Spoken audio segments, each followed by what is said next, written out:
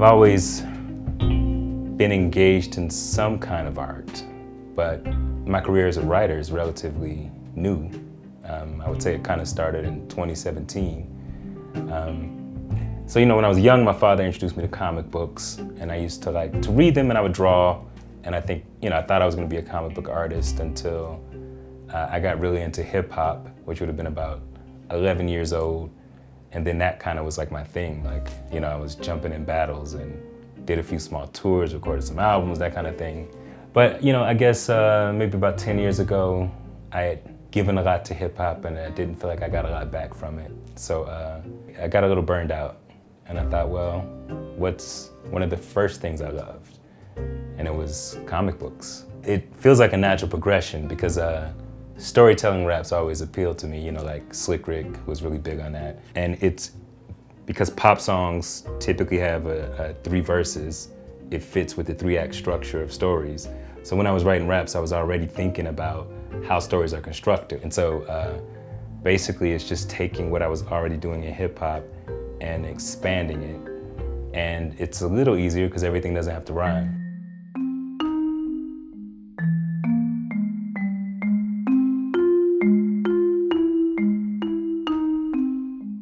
Working in graphic novels, there are two major components. There's the writing component and the visual component. The writing component is the part I enjoy most. The visual component is the part I hate. But I love it when it's done. But generally, I try to make the bulk of my day being engaged in the creation. Now, when I get to the visual part of it, it takes me a lot longer.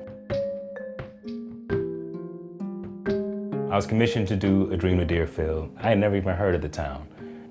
And so to hear of this black town that existed from like 1915 to 1930, that it was near Greeley, and that it's not there anymore. I've done history comics before, specifically about black cowboys, stuff like that. So in this case, I wanted to try something a little more abstract. And so I thought, well, if it is a father sort of falling in his dreams through the town of Dearfield, we can show these different scenes, we can get some of the history, but we can also get his emotional connection to it. And then ending it with him connecting with his son and sort of passing his experience, that history on to the next generation. Oh, that was really important to me.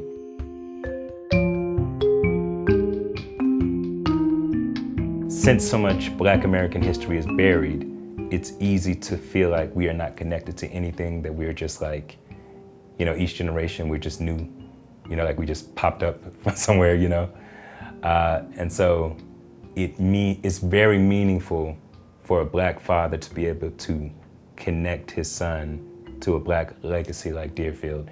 And that's what I wanted to try to convey emotionally in the comic.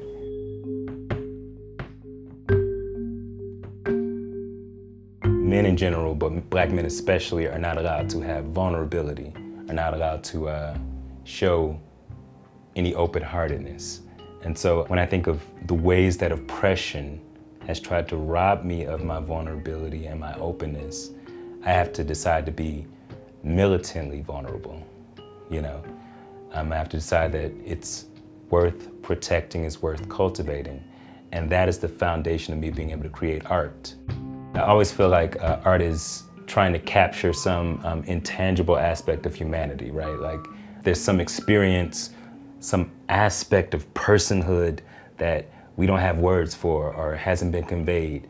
And art ends up being a very powerful way to do that. So I'm always in pursuit of the thing that we haven't made concrete yet.